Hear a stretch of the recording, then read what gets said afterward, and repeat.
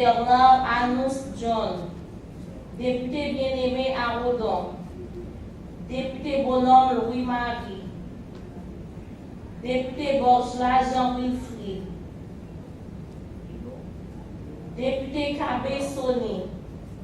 Député Charles Hervé. Député Charles Jean Galvi. Député Charles Rodney. Député Chéri Edouanel. Député Chéri Fritz. Député Claire Jour Jean Chavenet. Député Constantin Peter Castin. Député Cyprien Price. Député Daniel Hermogène. Député de la Cruz Francis. Député de Ville Roudzi. Député de Ronette Deus. Député de Colline Abel. Député de Rameau Caleb. Député Destiné Pierre Jules. Député d'Orfeuille Ganzi. Député Dorismont Béonard.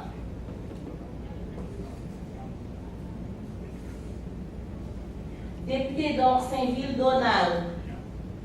Député Duprat Yves. Député Étienne Jean. Député Étienne Ronald. Député Exantus Rénal. Député Fanfan Philomé Hilaire. Député Florville Elisma. Député Forestal Jean-Marie. Député Geste Yvon. Député Gérard Guerchon.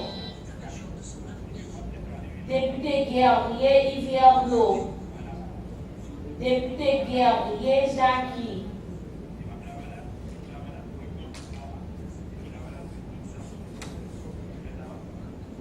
Député Guerville Wilner. Député Hippolyte Jean Wilson. Député Jacques Dulaurier.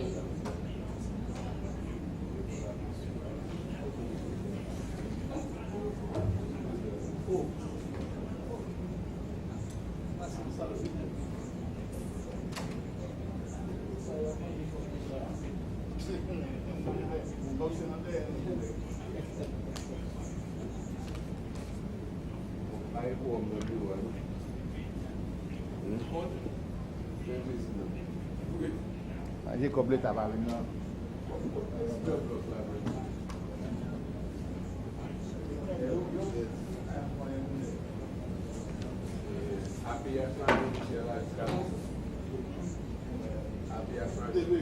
Député Jean-Gabriel Lionel. Député Jean Jules. Député Jean-Philippe Quetel. Député Julien Pierre Féquière. Député Jules Miss Jacques. Député Laguerre Joseph Benoît. Député La Tortue Jacob. Député Lossure Franck. Député Le Temps Daniel. Député Lochard Jean Relais. Député Louis Franzi. Député Louis Joseph Manès. Député Luméran Jean Marcel. Député Mathieu Villemar. Député Mathurin Smith. Député Mercredi Jean Bélissois. Député Milien Roger. Député Moïse Jean-Michel. Député Noël Saint-Baudelaire. Député Olivier Winchell. Député Austin Pierre-Louis. Député Papillon Wolf. Député Porvillus Philippe. Député Paul Lormeus Gérard. Député Périlus Worms.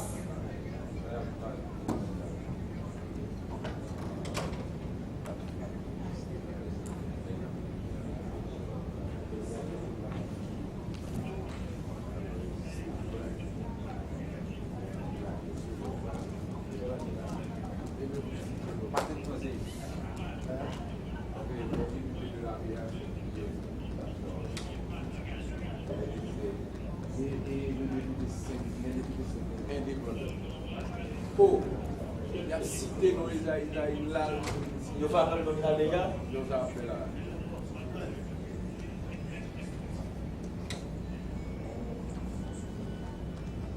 Vous faites plaisir.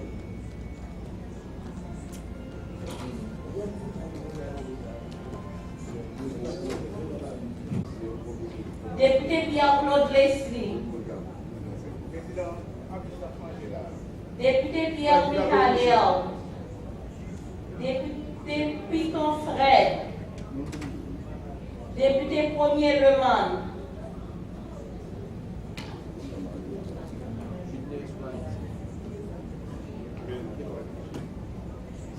Député Printemps Bélissière. Député Rival Raymond. Député Robert Clovy. Député Rube Jacqueline. Député Saint-Fort Denis. Député Saint-Jean Gérard.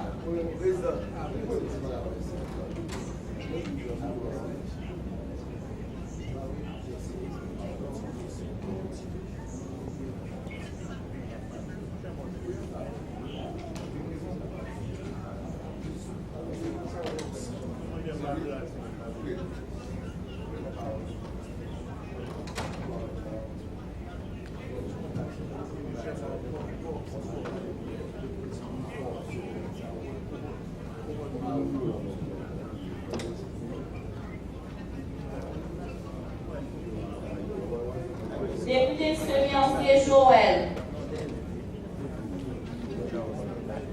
Député Sinal Bertrand. Député Smith Romial. Député Canis Tertius. Député Tordieu Thierry. Député Véridien Joseph Antonio. Député Victor Profane. Député Ville-Paul Hermano.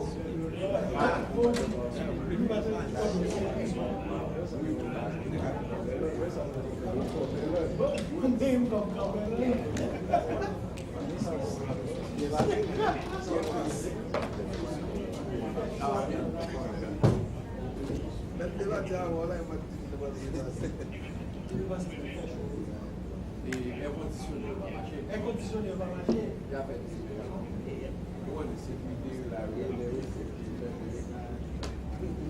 aqui é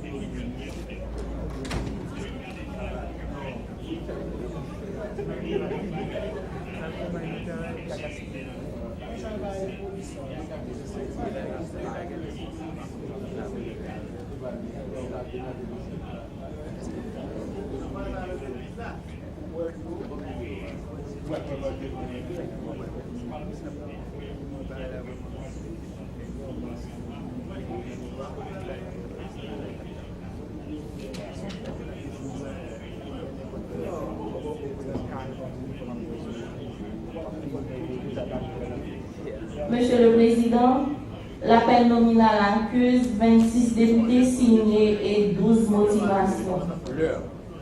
Motivation, quelle est la motivation?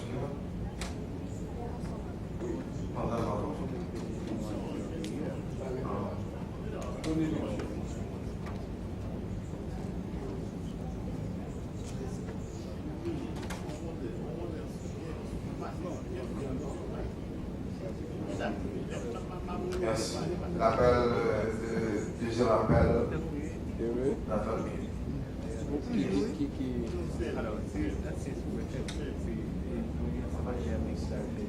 Oh, émission qu'est-ce qu'on fait là? Comment j'aime monsieur Tourétu.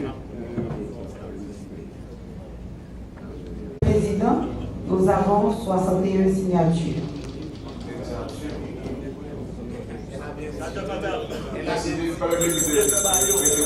Merci.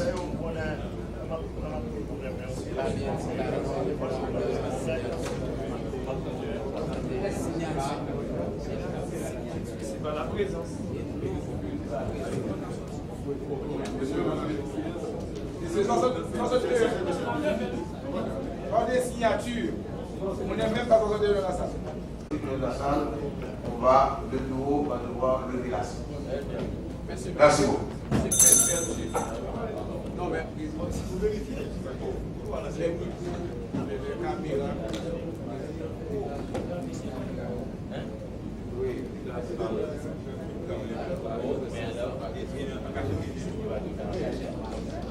Merci. La séance est ouverte. Je demande au premier secrétaire de procéder à la lecture de la proposition d'ordre du jour. Proposition d'ordre du jour, mercredi 26 avril 2017. 1. Ouverture de la séance. 2. Mot du président. 3. Lecture de la correspondance. 4. Poursuite des discussions et vote du rapport de la commission spéciale relatif au projet de loi portant organisation et fonctionnement de l'unité centrale et des renseignements financiers Ukraine. 4.1. Vote article par article du projet de loi. 4.2. Vote de l'ensemble.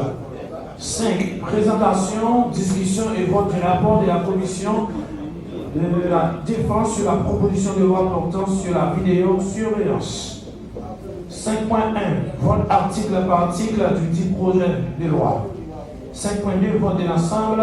6. Poursuite des discussions et vote du rapport de la commission justice, droits humains et sécurité publique relatif aux modifications apportées par le Sénat de la République à la proposition de loi portant modification de la loi sur l'enlèvement, la séquestration, les rapts et la prise d'otage des personnes. 6.1. Vote des modifications. 6.2. Vote de l'ensemble. 7. Présentation et discussion.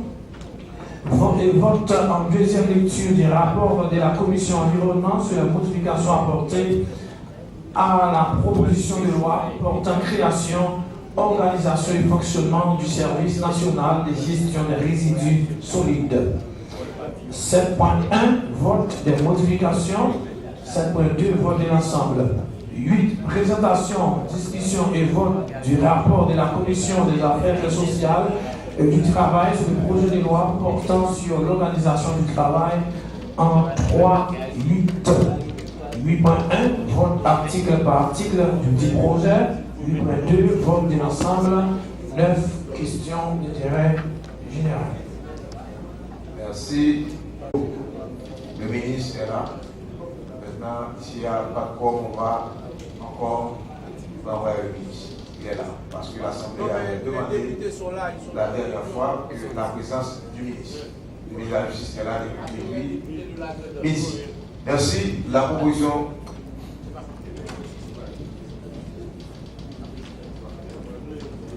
Adopter, c'est pas rien de débat. La proposition d'ordre du jour est mise en discussion.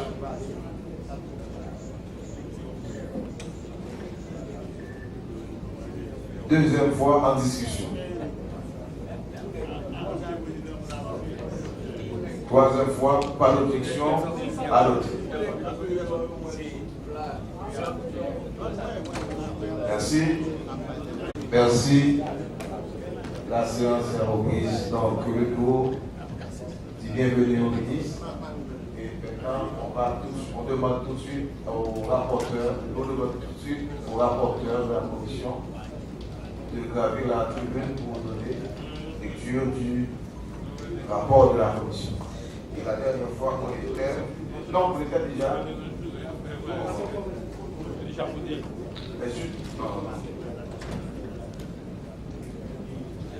Maintenant, on va continuer la débat sur le rapport de la commission.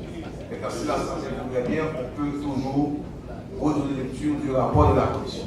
Monsieur le Président, on n'a pas le rapport. Oui, le rapport au député Michel va lire le rapport.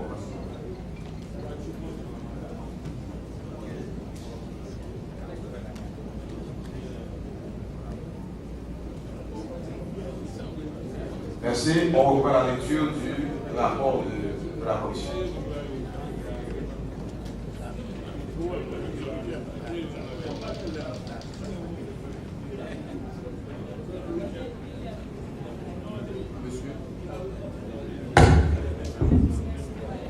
Monsieur le Président, Messieurs les membres du bureau, chers collègues, Monsieur le ministre, j'ai l'honneur et le plaisir de donner lecture du rapport de la commission spéciale de la Chambre des députés chargée d'analyser la loi organique de l'unité centrale de renseignement financier, UCREF.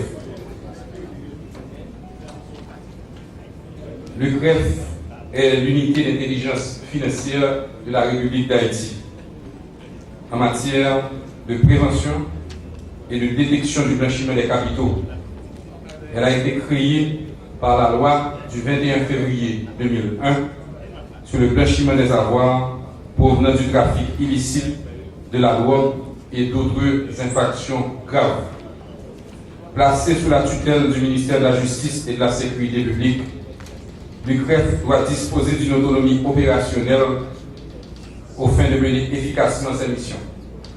La lutte contre la criminalité financière nous impose d'établir une structure autonome et de la doter des moyens et ressources pour qu'elle puisse atteindre les objectifs définis et respecter les engagements pris par l'État haïtien. En outre, les recommandations du groupe d'action financier GAFI, les exigences du groupe Egmont des unités d'intelligence financière et d'autres normes internationales appellent la mise en place d'une structure administrative différente de celle que nous avons actuellement à l'UCREF. Par ailleurs, la législation haïtienne relative à la lutte anti-blanchiment doit permettre à l'État d'organiser efficacement la prévention et la répression du blanchiment des capitaux et des infractions sous-jacentes, y compris le financement du terrorisme. La législation applicable doit ainsi favoriser d'une part la mise en œuvre d'une coopération efficace entre les différentes entités publiques œuvrant directement ou indirectement dans la lutte contre la criminalité financière.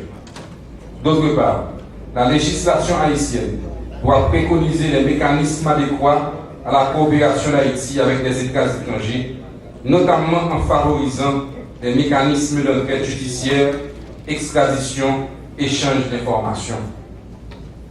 Le régime national anti-blanchiment doit ainsi être conforme aux normes internationales dans le but de sauvegarder notre système financier.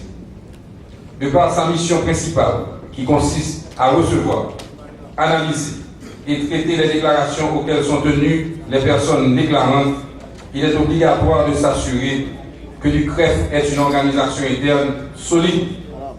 Il faut qu'il soit doté d'un personnel qualifié, lié par des règles strictes de confidentialité des informations traitées. Les questions de sécurité des locaux et de sa base de données revêtent également une importance cruciale pour l'UCREF. Les multiples fonctions de l'UCREF exigent donc d'améliorer, honorables parlementaires, son efficacité. À l'essentiel, ce projet de loi permettra à l'UCREF de répondre de ses attributions légalement assignées, à savoir la mise en œuvre des mesures visant à détecter et décourager le recyclage des produits de la criminalité et aux infractions de financement des activités terroristes. L'émission d'instruments réglementaires à l'intention des entités déclarantes dans le but de veiller d'abord au respect du régime de déclaration obligatoire des opérations financières douteuses et des mouvements transfrontaliers d'espèces et d'effets. Ensuite, à la tenue de documents et l'identification des clients aux fournisseurs de services financiers et autres personnes ou entités qui se livrent à l'exploitation d'une entreprise ou à l'exercice d'une profession ou d'activité susceptible d'être utilisée pour le recyclage des produits de la criminalité ou pour le financement des activités terroristes. La tenue et mise à jour régulière des statistiques liées aux typologies du blanchiment et finalement le partage d'informations tant au niveau national qu'international. Chers députés, en référence à l'article 119 du décret du 17 mai 2005 relatif à l'organisation de l'administration centrale, la Commission propose une personne morale de droit public disposant de l'autonomie administrative et financière à l'article 1er. Les multiples attributions de la cellule de renseignement financier sont définies aux articles 2 et 3 du présent projet de loi organique. Celle-ci relève en filigrane de sa mission principale consistant à recevoir, analyser et traiter les déclarations auxquelles sont tenues les personnes physiques ou morales qui ont l'obligation de lui faire parvenir des informations et renseignements dans le cadre de la lutte contre le blanchiment de capitaux et le financement du terrorisme. Son organisation s'articule autour du conseil d'administration de 5 personnes nommées par arrêté présidentiel après approbation du Sénat et d'un directeur général nommé par arrêté présidentiel sur recommandation du ministre de la Justice. Le directeur général est assisté par un comité de directeurs et le personnel de l'IGREF qui permet d'assurer l'administration au quotidien de l'institution. Il peut être également doté d'un directeur général adjoint, le cas échéant. Je vous prie de noter que le mot doté n'est pas inscrit sur le rapport. Il s'agit certainement d'une faute de frappe que nous corrigerons en temps et lieu opportun. On retrouve au chapitre 2 du projet les attributions du conseil d'administration, les principes de son fonctionnement et les attributions de son président et de son vice-président. Il est clairement défini le rôle du directeur général ainsi que celui du comité des directeurs. Le projet établit une structure interne pouvant être modifiée par le conseil et définit non seulement le statut du personnel, mais met l'accent sur la question de son intégrité et les règles de confidentialité déjà inscrites dans la loi du 11 novembre 2013, 16 sanctionnant évidemment le blanchiment des capitaux et le financement du terrorisme. Par ailleurs, il a été jugé de garder le Comité national de lutte contre le blanchiment des avoirs, CNLBA, créé par la loi du 21 février 2001, qui joue à date un double rôle, faisant office d'abord de conseil d'administration, selon l'article 6.1.2 de la dite loi, et ensuite de comité de pilotage où l'ensemble des acteurs impliqués dans la lutte définissent conjointement la stratégie de la lutte LBC-CFT. Entendez, lutte contre le blanchiment des capitaux. Désormais, ce comité jouera le rôle d'un comité consultatif complémentaire aux attributions du CREF.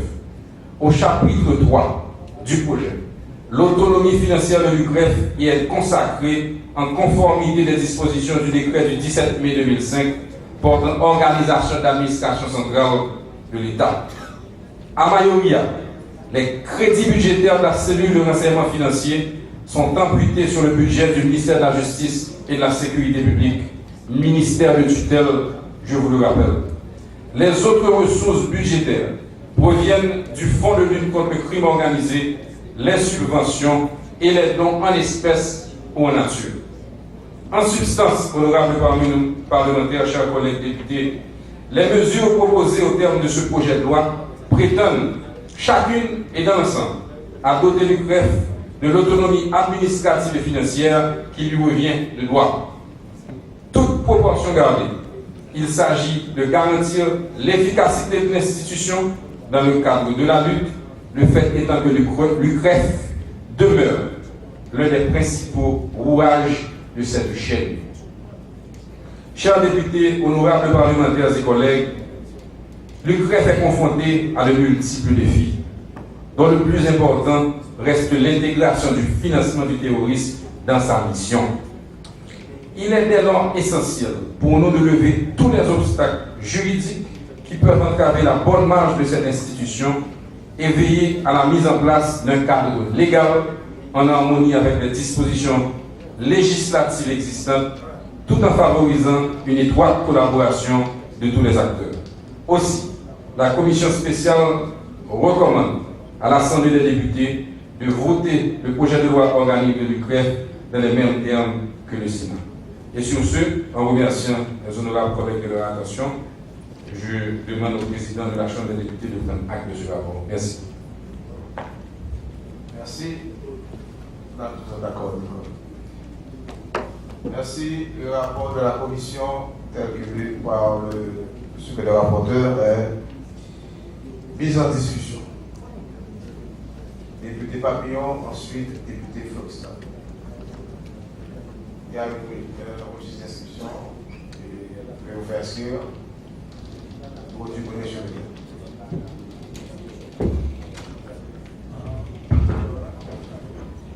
Honorable Président, distingués membres du bureau, chers collègues de l'Assemblée, à ma dernière séance ici, la parole m'a été injustement refusée. Je la prends aujourd'hui pour deux raisons. La première, c'est pour dire que j'ai été mandaté par le peuple pour m'exprimer ici et personne ne peut me quitter ce droit. Habituellement,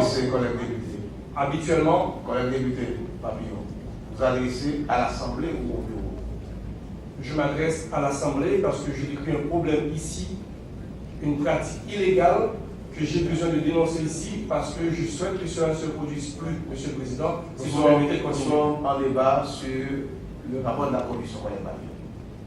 Justement, allez-y. C'est pour introduire le débat, parce que si après les chiffres vont être faussés, ça ne servira à rien, ce sera encore une mascarade. Et j'en ai marre des mascarades, je demande qu'il n'y en ait plus dans cette Assemblée. De quoi et c'est pour cela, dans le rapport pour les députés. Monsieur le Président, si vous me permettez, je terminerai bien, et vous saurez de quoi je parle. Allez-y, nous sommes en train de débattre sur le rapport de la commission. J'étais censé le dire, Monsieur le Président, que la parole m'a été refusée, injustement refusée, à la dernière séance, et je la prends aujourd'hui, pour qu'on sache qu'habituellement je ne l'étais que lorsque je finis de parler, et que j'ai été mandaté par le peuple pour prendre la parole ici, et personne ne peut me quitter ce droit. Et je rappelle le message. Le deuxième message, Monsieur le Président, c'est que je suis ici, j'ai pris la parole avant même de commencer cette séance, pour dénoncer une pratique illégale qui se fait ici. J'accuse publiquement le bureau de tricher sur le décompte des voix. Et je trouve que c'est une entorse grave à notre démocratie. On ne peut pas, un membre du bureau ne peut pas mentir sur le nombre de députés qui votent dans un sens ou dans l'autre. Et je demande que cela ne se reproduise plus, Monsieur le Président. Voilà ce que j'avais à dire avant de commencer cette séance, sinon ce sera une mascarade. Ce ne sera pas de la démocratie. J'ai encore envie de préciser, Monsieur le Président, que l'article 116 de notre Constitution exige que pour siéger ici, nous devons avoir la majorité des membres. Cette histoire de nous raconter qu'une fois que les députés ont signé ici, on peut tenir séance, je suis désolé, Monsieur le Président, ce n'est pas ça que dit notre Constitution. Je vous remercie et je vous demande désormais de corriger cette faille.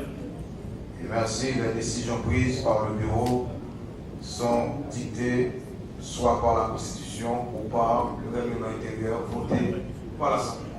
Merci. La parole est, je demande au premier secrétaire de notre lecture à l'article 241 du règlement intérieur d'abord sur la tenue des séances. Ensuite,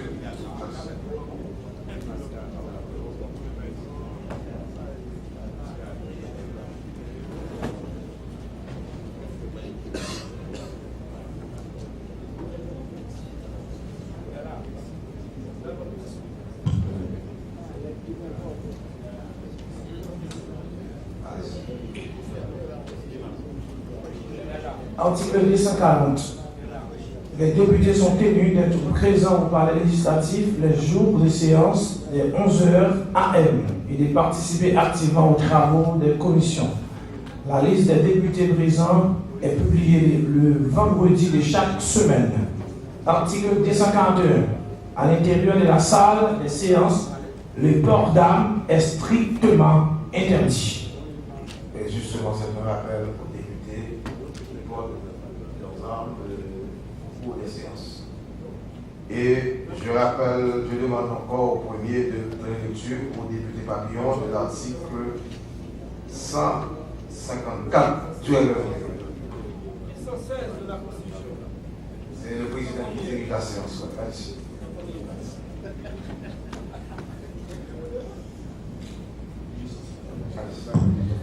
La censure simple emporte le droit, la privation pendant...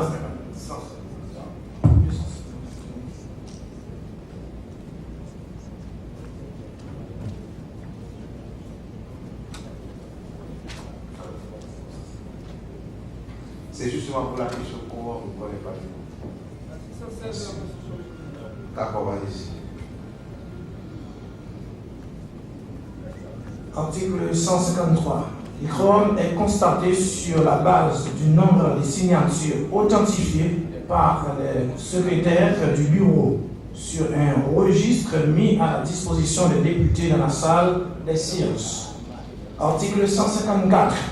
Si le quorum n'est pas réuni à l'ouverture de la séance, le président reprend la séance dans 30 minutes et fait procéder à un appel nominal des députés n'ayant pas signé le registre des présences. Et sur la liste, nous avons 60. Combien de députés qui ont signé la liste?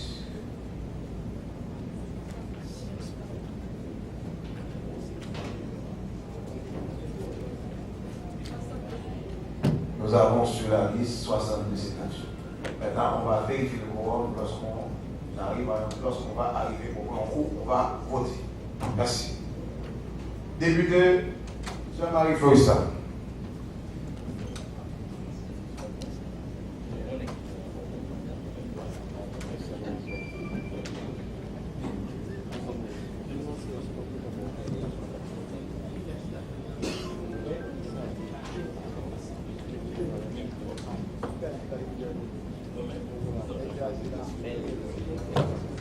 Président, membre du bureau collègue de l'Assemblée.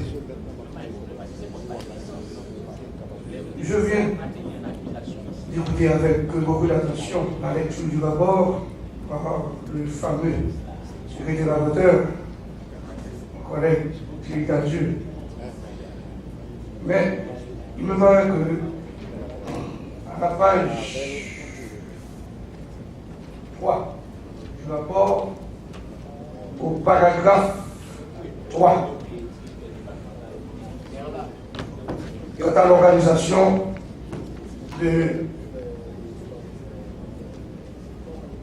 l'UCREF,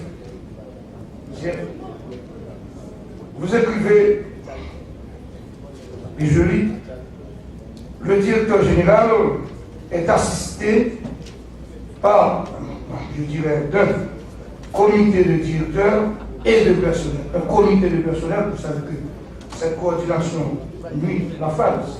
Un comité de directeurs et de personnel. Si vous dites un comité de directeurs et de personnel, ça veut dire qu'un comité de directeurs et un comité de personnel. Faisant allusion à la conjonction. Et maintenant, s'il y a un directeur général, il y a un comité de directeurs. Maintenant, quel est le rôle du personnel à côté du directeur général?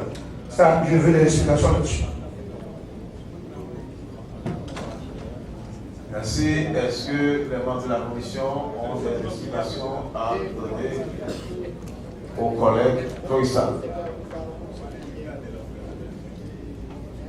La main des Michel a été au micro pour la commission en votre micro, s'il vous plaît. En même temps, la commission peut utiliser la tribune pour donner des explications à l'Assemblée.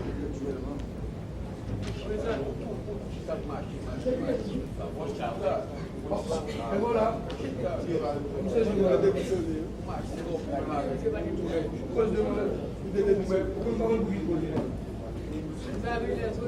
Monsieur le Président, membre du bureau, honorable parlementaire, Monsieur le ministre, je reconnais à mon ami et député Jean-Marie Floristal et qu'il y a et au niveau de l'interprétation de cette phrase un flou qui pourrait être amélioré et n'était-ce que dans l'apport de mots. Dans le sens ici utilisé, il s'agit d'une direction générale assistée effectivement par un comité de directeurs et de personnel. C'est-à-dire qu'il y a des directeurs et des membres du personnel qui font partie de ce comité. Donc, s'il y a une proposition concrète du député Jean-Marie Floristal, la commission serait ravie, heureuse de pouvoir l'inclure pour que le rapport soit le plus fidèle possible. Merci. Merci. Député Exantus. Nous, ça va être. Nous, ça va être.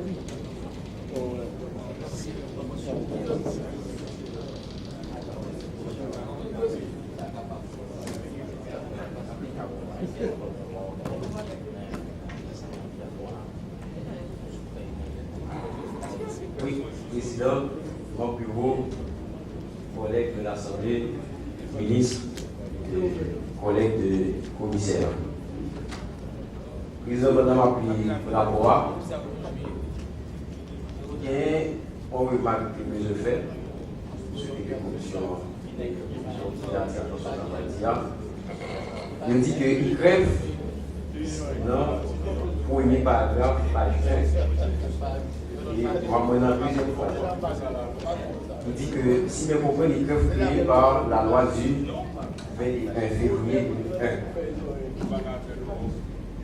Et comme en 2017, il rapport pas montré pertinence en termes d'évolution, en termes de dynamique, pour regarder qui j'ai adaptation ça fait, de s'adapter par de 2001 à 2017, qui évolutionne dans l'intervalle jusqu'à ce qu'il y ait nécessité pour ajouter une nouvelle instance à une telle structure qui est déjà créée, c'est le rapport moyen en 2001.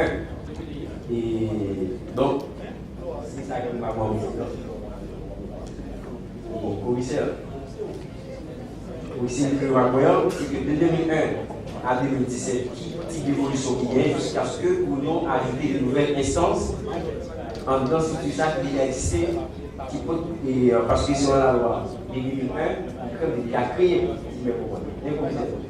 si mes compagnies de 2001, ils peuvent créer comme structure.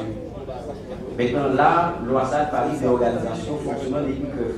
Et depuis dans la loi de création, ils ne sont pas bien. Loi de 2001, qui parle de question de création de ICREF là, sinon la loi là.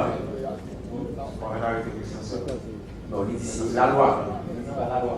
On va parler de et c'est la loi. Qu'est-ce que vous avez, qu'est-ce que vous proposez? Oui, on y a là, c'est dynamique qui montre pertinence 2017 qui va dire que nous faut tomber sur ICREF, puisqu'on dit qu'on loi qui est déjà créé et dans ta création, les structures est déjà prévoir. Et là, et ce qui va dire qu'une nouvelle instance, une structure qui est ajoutée pour nous permettre que l'ICREF soit beaucoup plus efficace dans sa contribution, dans sa commission généralement président. Merci. Merci.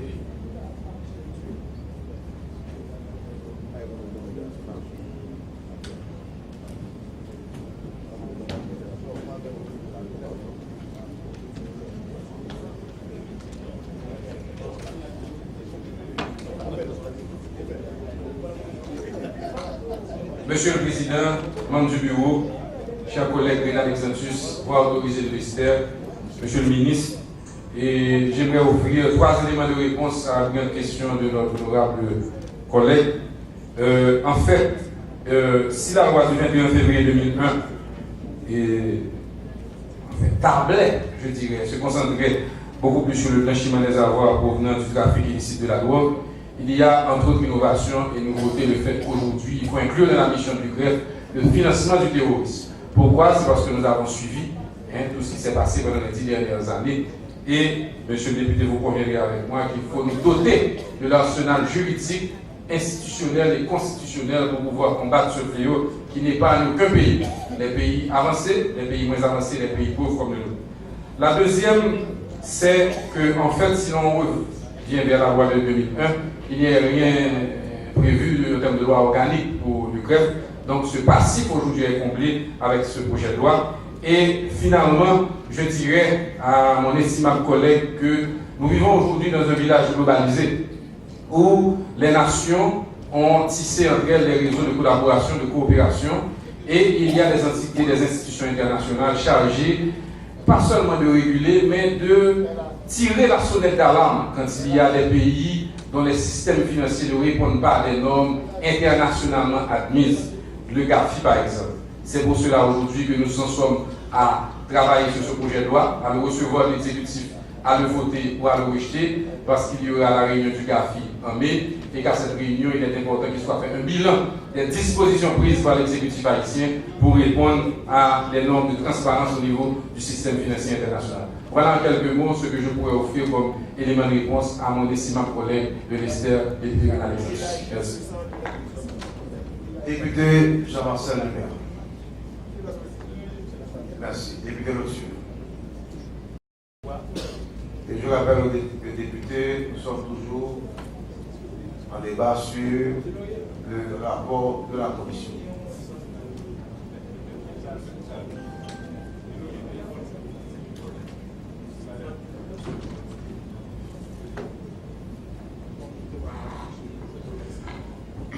Président, les membres du bureau, Monsieur le ministre, collègues de l'Assemblée. Président, je viens de près de la lecture du rapport mis en débat. Je vois que l'UCREF est présenté comme une unité d'intelligence financière. Alors, l'unité d'intelligence financière d'Haïti. Dans tous les pays du monde, les gens qui se voient investir de ces tâches dans tous les pays du monde, ils sont généralement exposés à des dangers potentiels parce qu'ils accomplissent un travail qui remet en question la gestion de grandes autorités. Mais disons que dans la majorité des cas, ils sont arrivés à la tête de ces institutions avec les meilleures volontés. Mais comme un ami a l'habitude de le dire, la bonne volonté ne suffit pas. Le contexte dans lequel on est arrivé au pouvoir, le contexte dans lequel on se voit confier une tâche, est soit de nature à compromettre la chance de réussir, soit favoriser et de réussir. C'est ainsi que, Président, je pense qu'un directeur de l'UCREF devrait être en mesure de travailler en toute indépendance. Il ne saurait y avoir d'entrave à l'accomplissement de sa tâche. Et tout cela va s'apprécier à partir de la façon dont il est nommé, la façon dont il est choisi. Je vois dans le rapport, alors je suis au niveau de l'organigramme, l'organisation du l'UCREF. Son organisation s'articule autour d'un conseil d'administration de 5 personnes nommées par arrêté présidentiel après approbation du Sénat et d'un directeur général nommé par arrêté présidentiel sur recommandation du ministre de la Justice.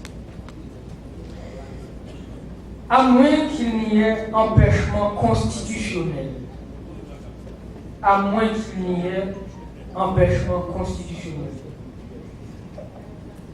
on ferait mieux de soustraire cette possibilité des prérogatives du Sénat de la République, à moins qu'il n'y ait un empêchement constitutionnel. Quelle prérogative? Celle d'approuver avant nomination, avant que les directeurs soient. Tout conseil d'administration demande que c'est la Constitution. C'est pas tout, non? C'est pas toute nos constitutions. C'est ça que je formule des réserves. Je dis avant qu'il y ait un empêchement constitutionnel. Je formule des réserves sous réserve de vérifier si la Constitution ne s'y oppose pas. Mais je pense vraiment que nous ne pouvons pas continuer à nommer les fonctionnaires de telle sorte que la façon dont ils sont nommés compromet leur champ de délivrer. Leur champ de délivrer. Et on a dit, pour qui ça un monde qui a privé dans telle constitution comme ça, si la constitution n'a pas dit le contraire, pour qui ça va arriver par voie de concours, ça va empêcher ça.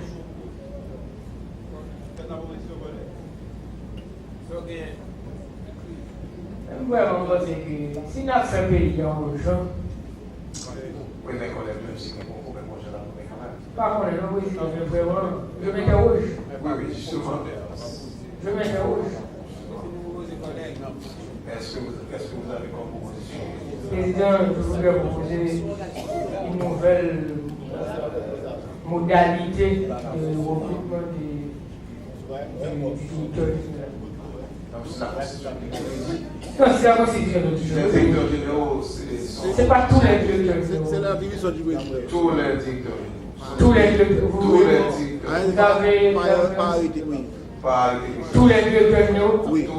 Quel que soit l'organisme. Tous les directeurs sont nommés par le président de la République. Tous les directeurs généraux. Vous êtes d'avis, mais... Et c'est pour cette raison que lors du vote de la loi électorale, on a remplacé le directeur général par un directeur exécutif. C'est justement qu'on a changé le titre du directeur général de conseil.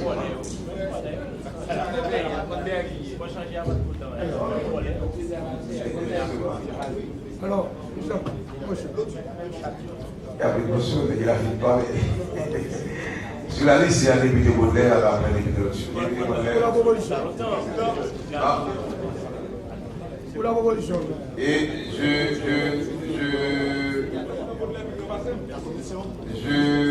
demande au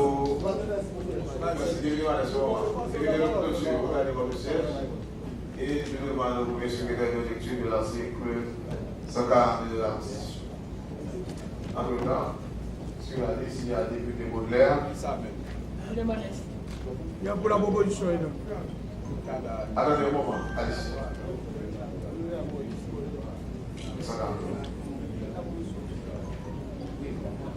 Article 52. Par arrêté pris en Conseil des ministres, le président de la République nomme les directeurs généraux de l'administration publique, les délégués et vice-délégués des départements et arrondissements. Il nomme également, après approbation du Sénat, les conseils d'administration des organismes autonomes. Justement, voilà. L'approbation, c'est du Sénat qui va approver le Conseil et les directeurs généraux sur l'article 52 sont nommés par arrêté législatif. La parole au député Baudelaire. Monsieur le Président, collègues de l'Assemblée, membres de la Commission, Monsieur le Ministre, je vais faire 2 ou 3 remarques.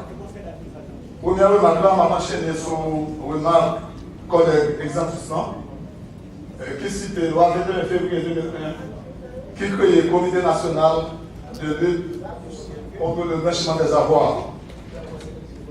Et dans la loi, ça, il dit qu'il y a une unité entre la structure ça et l'URF.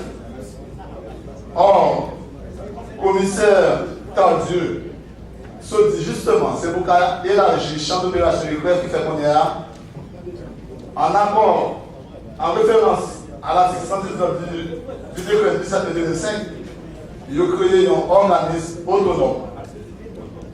Nous avons même des commissaires, pour qui ça, nous avons un comité qui a une unité en dedans. Pendant que nous besoin d'élargir le champ de compétences unité, ça nous toujours l'unité. Si c'est un organisme autonome lié, pour que ça ait l'unité, parce que dans le schéma organisation, administration généralement, l'unité c'est une unité qui fait partie de structure qui est plus large. Si on est à nous changer, nous allons avoir plus de compétences pour que ça toujours l'unité.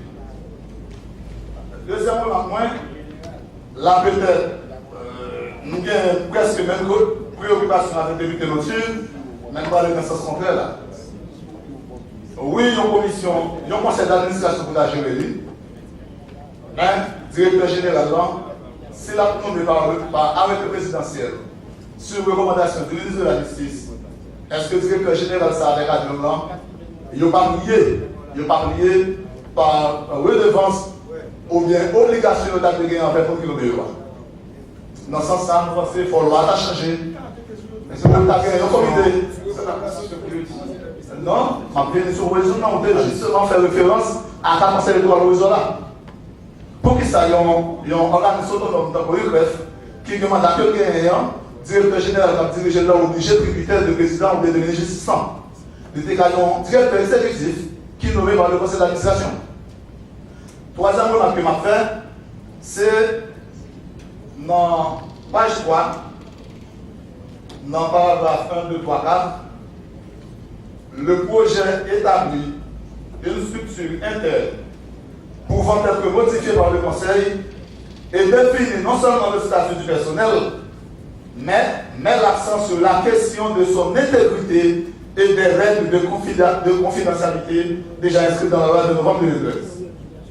Dans ce sens-là, vu mission agent de président pour qui ça, ce n'est pas des agents qui t'a lié par non seulement que tu as prêté dans le moment où il y a entré en fonction. Je pense que ça t'a renforcé obligation de réserve de confidentialité et surtout ça t'a mis plus encore sur la qualité de travail que tu as fait. Dernier mot que je fait, c'est dans le dernier page, côté commissaire dit les autres ressources budgétaires proviennent du fonds de lutte contre le crime organisé, les subventions et les dons en espèces ou en nature. C'est très dangereux que l'unité de police t'a habilité pour la recevoir dons dans les mondes ou des organismes ou des institutions. Est-ce que vous avez une proposition de Je formule seulement des réserves et j'espère que la commission en sera d'accord. Merci, M. le Président. Merci. La parole au député Abel Négoui. Ensuite, c'est député Carré. Et sur la liste, il y a député de Colline, député de Rameau, député Jean-Marie Forestal, député Bossé et député Papi.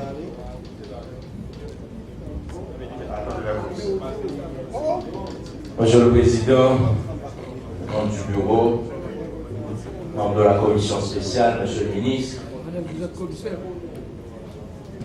membre de la commission spéciale, Président, dans 49e législature, nous avons entériné après des semaines de débats, de tractations et houleuses, il y a un premier texte qui traitait de questions de blanchiment. Et pour qui ça, à l'époque, on a rappelé avec les collègues 50e, nous avons fait débat, c'est parce qu'il y a deux collègues, et à l'époque, l'honorable Sadrak Dieudonné, des Gonaïves, qui t'a dit comment on a voté un texte et qu'à l'intérieur du texte, ça allait parler de terrorisme, alors que nous parlons de législation qui traitait question ça, et qui dit qui ça terroriste, etc. Et à l'époque, on a dû concilier ces positions et dans la semaine même que nous dédoué entériner premier texte sur blanchiment, collègue et Sadrak a fait une proposition. Et ça a quand même besoin de rassurer M. le Président, Madame est là, qui, dans la question, voilà. Et loi ça, l'idée votée, vous ne connaissez pas, mais la rame votée dans le Sénat. Donc, pas une loi sous question ça. Donc, est-ce que ça pose problème? Oui, ça pose problème, puisque nous n'avons pas qu'à légiférer sur une question, alors que dans notre environnement immédiat, nous n'avons pas gagné une loi qui traitait de question ça. Maintenant, Jean, moi, été dit dans 49e an, et nous sommes devant même cas de figure, la création de l'UCREF, l'IPANE peut-être de l'inspiration de nos gouvernants nationaux. C'est UCREF, c'est une institution, c'est vrai, la CAINO, mais elle découlait de un phénomène de loi extra-territoriale, puisque cette question de terrorisme, blanchiment d'argent, etc., et le fait que transnational, le fait qu'il y ait un ensemble d'exigences. Donc, Haïti, effectivement, pas vivre en autarcie, nous obligés d'emboîter le pas. Maintenant, ça que moi-même, et interrogé moi à travers les travaux de la commission spéciale, et ces mêmes préoccupations, moi gagné avec collègue Baudelaire et collègue Lotur, moi crois que même le ministre qui est là a accepté, ont telle institution, il faut vraiment les gagner en autonomie avec un grand A. Que son budget dépend de la volonté du ministre ou du ministère de la Justice, donc on est entrave qui est capable de gagner. Que son directeur est nommé par arrêté présidentiel, donc on entrave ça capable de gagner. Donc, moi j'aurais proposé, Monsieur le Président, à travers ces deux préoccupations, que nous implémenter un texte et peut-être rendre l'institution vraiment et autonome, donc par-delà les régimes, les pouvoirs, les idéologies, n'a gagné véritablement une institution qui est au-dessus de la vie. Merci. Merci, député. Allez-y.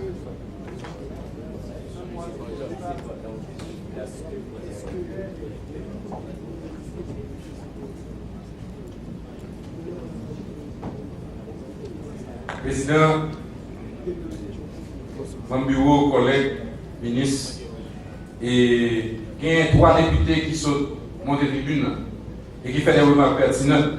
Parce que c'est important pour nous rappeler, collègues, que la dernière fois que nous avons mis fin à la discussion sur le rapport UCREF, c'était à la diligence même de la commission qui était monté très ouvert à des appréhensions et qui était gagné un mandat de l'Assemblée pour faire le travail avec des techniciens, des experts du ministère et de la Banque centrale. Ça veut dire que nous pas sortis là pour nous voter loi dans les mêmes termes que le Sénat, simplement parce que nous gagnons une urgence. Urgence, ça est clair, et même si c'est clair, je pense que nous n'avons le choix que d'assurer nous que la loi ça est complète et commission très ouverte. C'est pour ça que nous avons souhaité, Président, que c'est surtout dans le débat sous loi que nous allons arriver pour nous capables de faire tout changement qui est nécessaire pour que la loi reflète fidèlement ça nous estimer qui est conforme. Je vais prendre 2 exemples, Président. Député Lotur parlait de directeur UCREF. Nous n'avons aucun problème pour nous garder ça. Nous avons parlé de dons et subventions.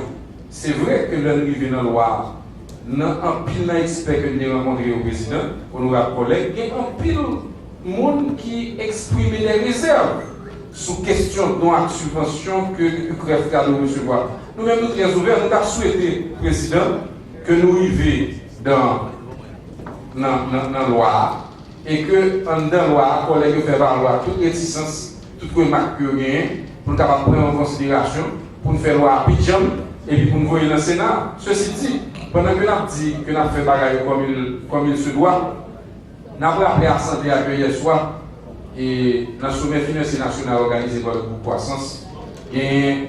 Maxime Charles, qui est un banquier de carrière, qui est intervenu et qui rappelait nous à travers ça l'importance de session aujourd'hui. Mais ça le dit. Et m'a cité le nouvelliste du jour. Maxime Charles a rappelé que l'épée des sanctions financières est encore suspendue, levée au-dessus de la tête du pays et que le coup près peut tomber un jour ou l'autre si nous ne maintenons pas la pression pour laver la réputation d'Haïti et construire un cadre légal et régulateur conséquent. Donc, Président, pendant que nous avons construit un cadre régulateur conséquent, nous ne pouvons pas faire n'importe qui, mais inviter les collègues pour entrer dans la loi, pour changer ça, pour changer, mais que nous votions la loi, ça, mais que nous rejetons. Merci, Président. Merci. Et sur ce, je vais sur le rapport.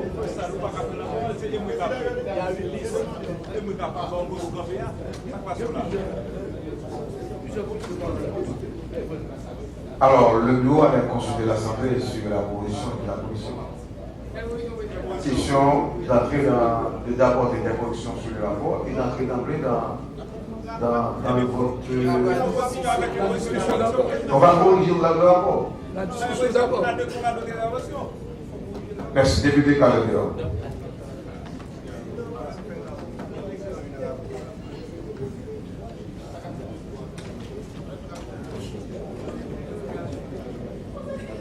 Alors, la plupart des rapports, c'est pas allez dans le droit. Président, membre du bureau, distingué commissaire, collègue de l'Assemblée, Monsieur le ministre. Président, la commission a exprimé